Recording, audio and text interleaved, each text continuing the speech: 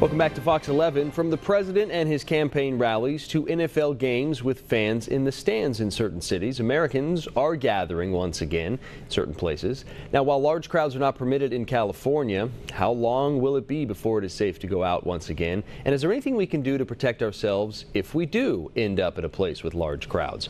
Dr. Ernst von Schwartz joining us this morning with a few things we should all be considering before attending any events. Good morning, Doctor. What do you think about gatherings at this point, at least in the state of California? Good morning, Joe. I think it's still dangerous. We are not there yet. Just remember how COVID started in Europe, especially in Italy, which was the most hit country at that time in February. It started in a soccer stadium, San Siro Stadium in Milano, where the city of Bergamo's team had their biggest game of their lifetime.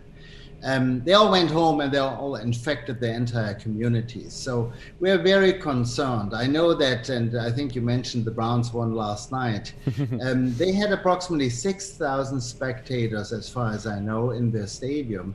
They actually had them sign a health certificate, if you wish, or a health promise that they stay home if they are sick, and that they wear the mask, except when they drink or eat, and that they keep a social distance. So, having said that, I think, of course, we all want to attend the sport events and the mass events, but I think it's only possible if you follow the CDC guidelines. And if you look at the guidelines, there's 4 risk groups, and the lowest risk, obviously, as the CDC says, is stay home and watch TV.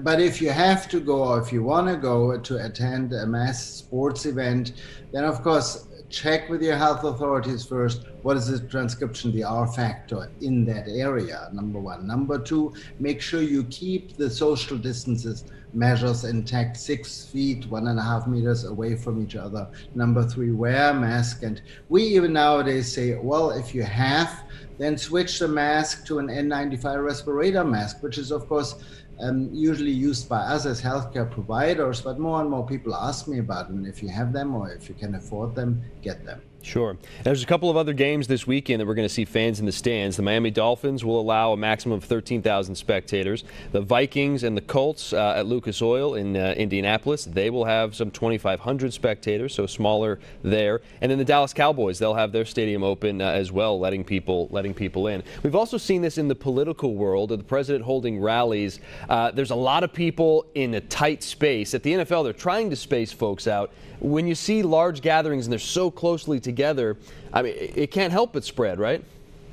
It's just wrong. It's just wrong, especially indoors. I mean, if you have to have gatherings, keep them outdoors, keep them apart, and have them wear a mask. I think it's irresponsible to have those gatherings indoors, especially if there are also elderly people and there might be people with underlying health conditions like heart disease, diabetes, or chronic pulmonary diseases. It's just too dangerous.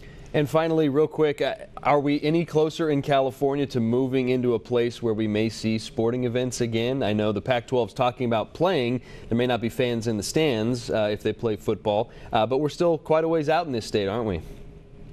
I think so. I mean, if you look at the numbers, within the last week, there were like 260,000 new cases in the nation, not in California, but in the nation, which is less than the week before.